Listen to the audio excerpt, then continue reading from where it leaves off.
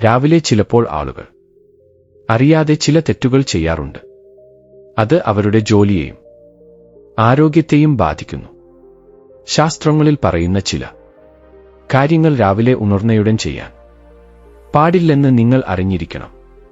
അതുകൊണ്ട് ഈ കാര്യങ്ങളെക്കുറിച്ച് വിശദമായി അറിയാം.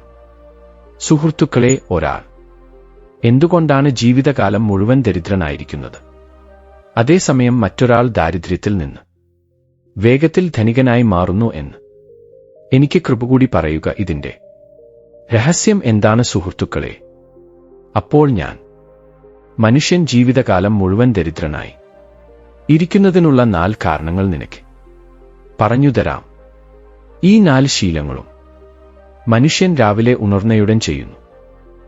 ഈ 4 ശീലങ്ങളും മനുഷ്യൻ തിരുത്തിയാൽ അവൻ ജീവിതത്തിൽ ധനികനാകുന്നതിൽ നിന്ന് ആർക്കും അവനെ തടയാൻ കഴിയില്ല. ദേവി, ഇത് വിശദമായി മനസ്സിലാക്കാൻ ഞാൻ നിനക്ക് ഒരു കഥ പറഞ്ഞുതരാം.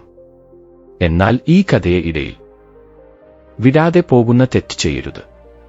കാരണം ഭാഗികമായ അറിവ് എപ്പോഴും വിഷത്തിന് തുല്യമാണ് സുഹൃത്തുക്കളെ. അപ്പോൾ ലക്ഷ്മി ദേവി പറയുന്നു, സ്വാമി, നിങ്ങൾ വിഷമിക്കാതെ ഈ കഥ പറയൂ. ഞാൻ അത് പൂർണ്ണ ശ്രദ്ധയോടെ അവസാനം വരെ കേൾക്കും.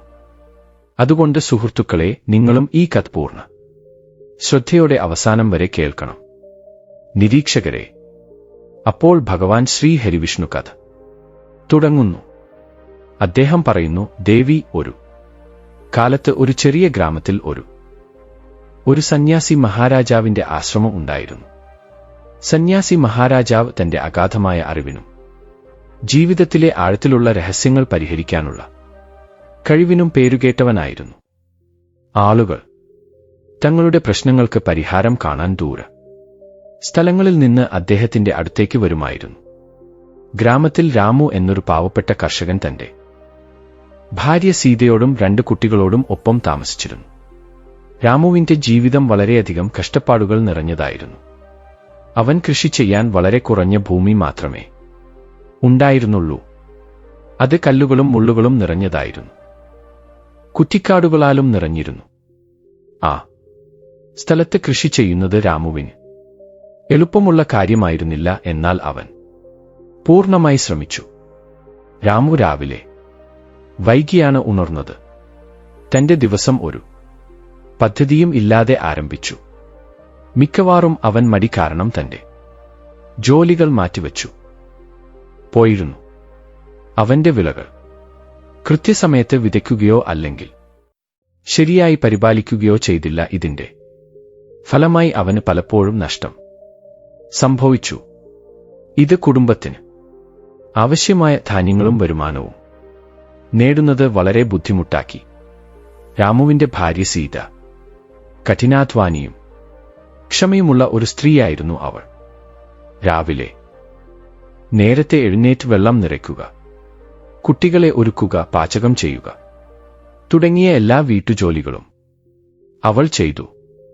സീത രാമുവിന്റെ ജീവിതത്തിൽ ഒരു മാറ്റം കൊണ്ടുവരാൻ ആഗ്രഹിച്ചു.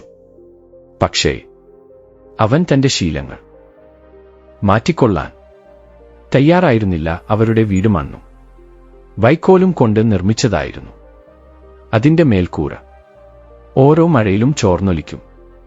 മഴക്കാലത്ത് സീതയും കുട്ടികളും വീടിന്റെ ഒരു ഉണങ്ങിയ മൂലയിൽ ചുരുണ്ടുകൂടി ഇരിക്കേണ്ടി വന്നു. രാമുവിന്റെ മകൾക്ക് സ്കൂളിൽ പോകാനുള്ള പ്രായം ആയിരുന്നു.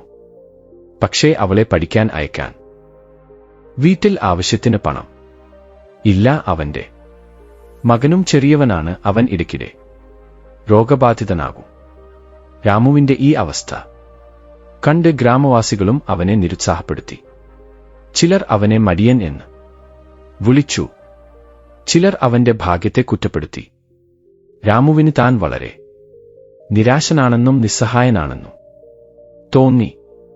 എല്ലാ രാത്രിയും അവന്റെ ജീവിതം എപ്പോഴാണ് മാറുന്നതെന്ന് ചിന്തിച്ചുകൊണ്ട് അവൻ ഉറങ്ങി.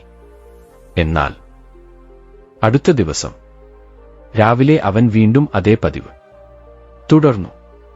ഒരു ദിവസം ഗ്രാമത്തിൽ ഒരു സന്യാസി മഹാരാജാവ് അടുത്തുള്ള ആശ്രമത്തിൽ താമസിച്ച് ജനങ്ങളുടെ പ്രശ്നങ്ങൾ പരിഹരിക്കുന്നുവെന്ന് വാർത്ത പരന്നു. സീത രാമുവിനെ നിർബന്ധിച്ചു. നിങ്ങൾ സന്യാസി മഹാരാജാവിന്റെ അടുത്തേക്ക് പോകുക, അദ്ദേഹം തീർച്ചയായും നിങ്ങളെ സഹായിക്കും. ആദ്യം രാമു മടിച്ചു, പക്ഷേ ഒടുവിൽ അവൻ ആശ്രമത്തിലേക്ക് പോകാൻ തീരുമാനിച്ചു. കാവൽക്കാർ രാമു സന്യാസി മഹാരാജാവിന്റെ അടുത്തേക്ക് വന്നു. അവൻ അദ്ദേഹത്തിന്റെ കാൽക്കൽ വീണു വണങ്ങി. തന്റെ ദാരിദ്ര്യത്തെയും പ്രശ്നങ്ങളെയും കുറിച്ച് വിശദീകരിച്ചു. രാമു പറഞ്ഞു, മഹാരാജാവേ, ഞാൻ വളരെ ദരിദ്രനാണ്, രാവും പകലും ജോലി ചെയ്യുന്നു. പക്ഷേ എന്റെ ജീവിതത്തിൽ സന്തോഷം വരുന്നില്ല. ദയവായി എന്നെ നയിക്കുക. സുഹൃത്തുക്കളെ, സന്യാസി മഹാരാജ രാമുവിനെ നോക്കി ചിരിച്ചു. അദ്ദേഹം പറഞ്ഞു, രാമു, ദാരിദ്ര്യം എന്നത് പണത്തിന്റെ കുറവ് മാത്രമല്ല, അത് മനസ്സിന്റെയും ശീലങ്ങളുടെയും പ്രതിഫലനമാണ്. നിനക്ക് താൽപ്പര്യമുണ്ടെങ്കിൽ നിന്നെ എപ്പോഴും ദരിദ്രനാക്കി നിർത്തുന്ന 4 ശീലങ്ങളെക്കുറിച്ച് എനിക്ക് നിന്നോട് പറയാൻ കഴിയും. നീ അവയെ മനസ്സിലാക്കി ഉപേക്ഷിച്ചാൽ നിങ്ങളുടെ ജീവിതം മാറും. സുഹൃത്തുക്കളെ, അപ്പോൾ രാമു പറഞ്ഞു, മഹാരാജാവേ, ദയവായി ആ 4 ശീലങ്ങളെക്കുറിച്ച് വേഗം പറയൂ. അപ്പോൾ സന്യാസി മഹാരാജാവ് പറഞ്ഞു, ശരി രാമു, കേൾക്കൂ. ഒരു മനുഷ്യൻ രാവിലെ ഉണർന്നയുടൻ മടിയനായി നിന്ന് തന്റെ ദിവസം ശരിയായി തുടങ്ങിയില്ലെങ്കിൽ അവന്റെ ജീവിതം എപ്പോഴും പിന്നോട്ട് ആയിരിക്കും. ഒരു ചെറിയ കഥയിലൂടെ ഞാൻ നിനക്ക് വിശദീകരിക്കാൻ ശ്രമിക്കാം. ഒരു കാലത്ത് ഒരു രാജാവ് തന്റെ രാജ്യത്തെ കർഷകർക്ക് അലസതയുടെ ദോഷങ്ങളെക്കുറിച്ച് പഠിപ്പിക്കാൻ ആഗ്രഹിച്ചു. ഒരു ദിവസം രാവിലെ സൂര്യൻ ഉദിക്കുന്നതിന് മുൻപ് അവൻ കൊട്ടാരത്തിന്റെ പ്രധാന കവാടത്തിന് പുറത്ത് സ്വർണ്ണ നാണയങ്ങളും രത്നങ്ങളെയും ചിതറിച്ചു. ആദ്യം വരുന്നയാൾക്ക് ഈ നിധികൾ കൊണ്ടുപോകാം എന്ന് അറിയിക്കപ്പെട്ടു. എന്നാൽ മിക്ക കർഷകരും മടി കാരണം വൈകി ഉണർന്നു. അവർ അവിടെ എത്തിയപ്പോൾ നിധി എടുത്തുമാറ്റിയിരുന്നു. എപ്പോഴും രാവിലെ നേരത്തെ ഉണരുന്ന ഒരു പ്രായം ചെന്ന കർഷകൻ ആദ്യം വന്ന് രാജാവിന്റെ സമ്മാനം സ്വീകരിച്ചു. രാജാവ് എല്ലാ കർഷകരോടും പറഞ്ഞു, അലസനായിരിക്കുന്നവൻ തന്റെ ജീവിതത്തിലെ പ്രധാനപ്പെട്ട അവസരങ്ങൾ നഷ്ടപ്പെടുത്തുന്നു. കൃത്യസമയത്ത് എഴുന്നേറ്റ് ജോലികൾ ആരംഭിക്കുന്നതാണ് വിജയത്തിന്റെ താക്കോൽ. രാമു തലകുനിച്ച് താനും രാവിലെ വൈകിയാണ് എഴുന്നേൽക്കുന്നതെന്ന് സമ്മതിച്ചു. പിന്നീട് ഭഗവാൻ വിഷ്ണുവിന്റെ ആശീർവാദങ്ങൾ നിങ്ങൾക്കും നിങ്ങളുടെ കുടുംബത്തിനും എപ്പോഴും ലഭിക്കും. രാവിലെ പഴക്ക വഴക്കങ്ങൾ വിജയത്തിന് 4 പടികൾ. സുഹൃത്തുക്കളെ, പിന്നീട് സന്യാസി മഹാരാജാവിനോട് കൂടുതൽ പറഞ്ഞു. രണ്ടാമത്തെ ശീലം നെഗറ്റീവ് ചിന്തയാണ്. ഒരു മനുഷ്യൻ രാവിലെ ഉണരുമ്പോൾ തന്റെ മനസ്സിൽ ഉത്കണ്ഠ, ഭയം, അതൃപ്തി തുടങ്ങിയ ചിന്തകൾ വളർത്തിയാൽ അവന്റെ മുഴുവൻ ഊർജവും നശിച്ചുപോകും. അദ്ദേഹം ഒരു കഥ പറഞ്ഞു. ഒരിക്കൽ ഒരു വ്യാപാരി സന്യാസി മഹാരാജാവിനോട് തന്റെ പ്രശ്നം വിശദീകരിച്ചു. എന്റെ കച്ചവടം ദിവസം തോറും കുറഞ്ഞുവരികയാണ്, എന്തുകൊണ്ടാണ് ഇങ്ങനെ സംഭവിക്കുന്നതെന്ന് എനിക്ക് മനസ്സിലാകുന്നില്ല എന്ന് അദ്ദേഹം പറഞ്ഞു. സന്യാസി മഹാരാജാവ് അദ്ദേഹത്തോട് ഓരോ പ്രഭാതത്തിലും തന്റെ ചിന്തകളെ ശ്രദ്ധിക്കാൻ അദ്ദേഹം ആവശ്യപ്പെട്ടു. ഒരു ദിവസം അദ്ദേഹം ആ വ്യാപാരിയെ വിളിച്ച് രാവിലെ ആദ്യത്തെ 1 മണിക്കൂറിൽ നീ എന്ത് ചിന്തിക്കുന്നോ എന്ന് ചോദിച്ചു. വ്യാപാരി, ഇന്നും എനിക്ക് നഷ്ടം സംഭവിക്കുമെന്ന് ഞാൻ കരുതുന്നു എന്ന് പറഞ്ഞു. സന്യാസി മഹാരാജാവ് അദ്ദേഹത്തോട് വിശദീകരിച്ചു, നിന്റെ നെഗറ്റീവ് ചിന്തകൾ നിന്റെ പ്രവൃത്തികളെ ബാധിക്കുന്നു. ഓരോ ദിവസവും നല്ല ദിവസമായിരിക്കുമെന്ന് കരുതി നിങ്ങളുടെ ജോലികൾ പൂർണ്ണ മനസ്സോടെ ചെയ്യുക. വ്യാപാരി തന്റെ ചിന്ത മാറ്റി. പതിയെ അവന്റെ ബിസിനസ് അഭിവൃദ്ധിപ്പെടാൻ തുടങ്ങി. രാമു ഇത് കേട്ട് പറഞ്ഞു, മഹാരാജാവേ, ഇത് സത്യമാണ്. ഞാൻ രാവിലെ എഴുന്നേൽക്കുമ്പോൾ എന്റെ പ്രശ്നങ്ങളെക്കുറിച്ച് ചിന്തിക്കാൻ തുടങ്ങുന്നു. ഇത് മാറ്റാൻ ഞാൻ ശ്രമിക്കും.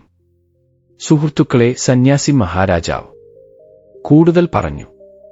മൂന്നാമത്തെ പഴക്കം ക്രമക്കേടാണ്. ഒരാൾ തന്റെ സമയത്തിലും ജോലികളിലും അച്ചടക്കം പാലിക്കുന്നില്ലെങ്കിൽ അയാൾക്ക് തന്റെ കഠിനാധ്വാനത്തിന്റെ ഫലം ഒരിക്കലും ലഭിക്കില്ല. സുഹൃത്തുക്കളെ, പിന്നീട് സന്യാസി മഹാരാജാവ് മറ്റൊരു കഥ പറഞ്ഞു. ഒരു യുവ ശിഷ്യൻ തന്റെ ഗുരുവിനോട് ചോദിച്ചു, ഗുരുവേ, ഞാൻ എന്റെ ജീവിതത്തിൽ എങ്ങനെ വിജയിക്കാൻ കഴിയുമോ? ഗുരു മറുപടി നൽകി, എല്ലാ ദിവസവും രാവിലെ സൂര്യൻ ഉദിക്കുന്നതിന് മുമ്പ് എഴുന്നേറ്റ് ധ്യാനിച്ച് നിന്റെ ദിവസം ആസൂത്രണം ചെയ്യുക. ശിഷ്യൻ കുറച്ച് ദിവസത്തേക്ക് അത് ചെയ്തു. എന്നാൽ പിന്നീട് മടി കാരണം അച്ചടക്കം ഉപേക്ഷിച്ചു. ഗുരു ശിഷ്യനെ വിളിച്ച് വിശദീകരിച്ചു, വിജയം കഠിനാധ്വാനം കൊണ്ട് മാത്രം വരാറില്ല, മറിച്ച് സ്ഥിരവും ചിട്ടയായതുമായ പരിശ്രമത്തിലൂടെയാണ് അത് വരുന്നത്. നിങ്ങളുടെ സമയത്തെ നിങ്ങൾ ബഹുമാനിക്കുന്നില്ലെങ്കിൽ സമയവും നിങ്ങളെ ബഹുമാനിക്കില്ല. ശിഷ്യൻ ഗുരുവിന്റെ വാക്കുകൾ സ്വീകരിച്ച് അച്ചടക്കത്തോടെ തന്റെ ജീവിതം ചിട്ടപ്പെടുത്തി. പതിയെ അവൻ തന്റെ എല്ലാ ലക്ഷ്യങ്ങളും നേടി.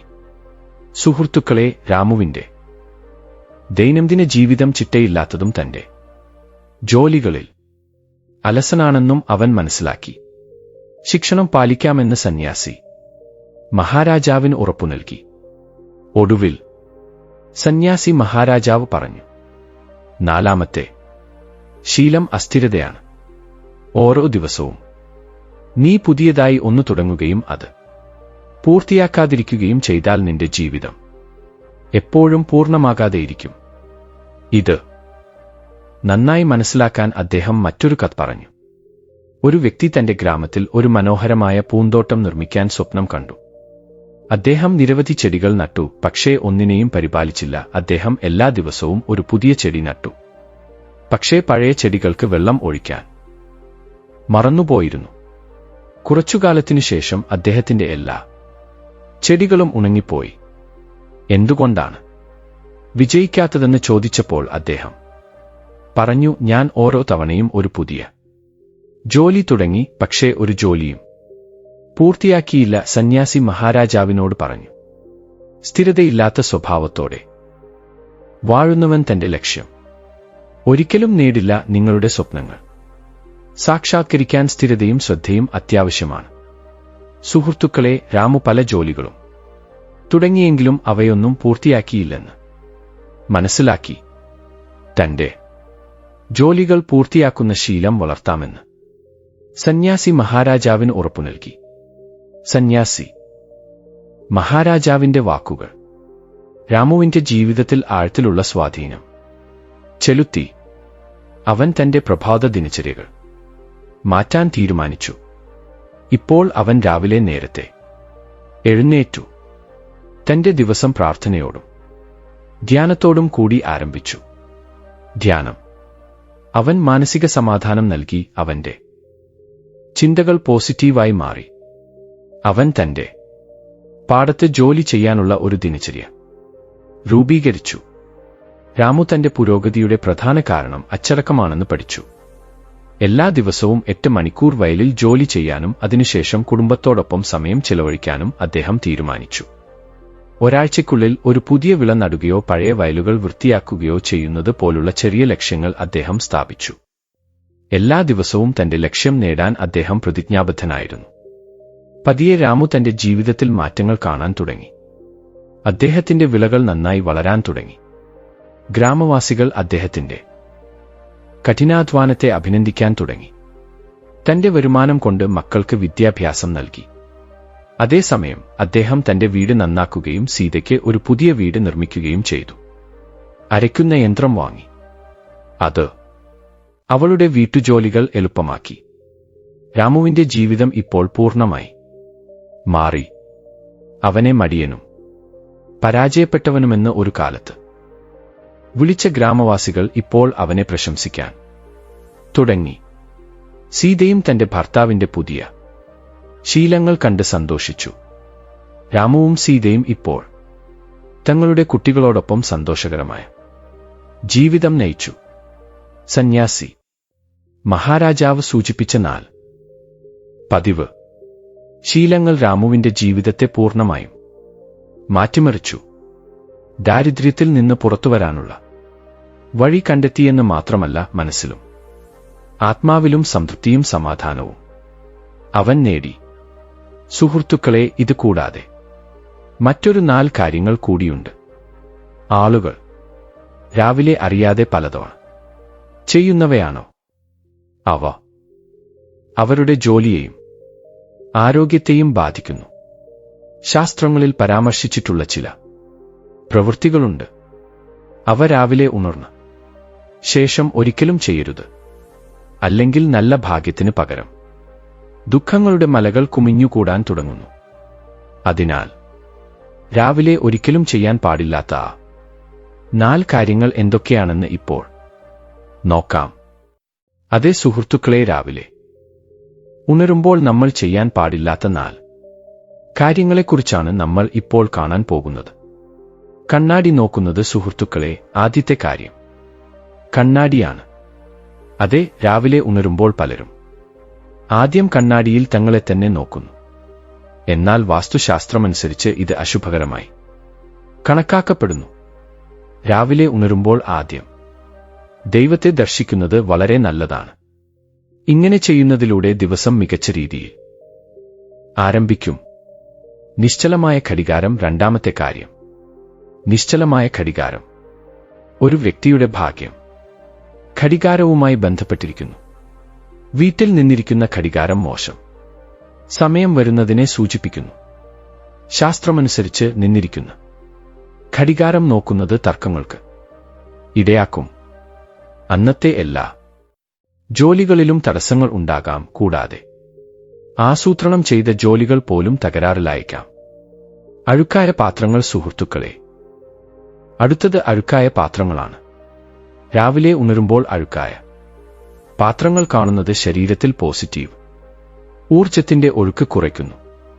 ശാസ്ത്രമനുസരിച്ച് രാത്രിയിൽ അടുക്കള വൃത്തിയാക്കി ഉറങ്ങണം.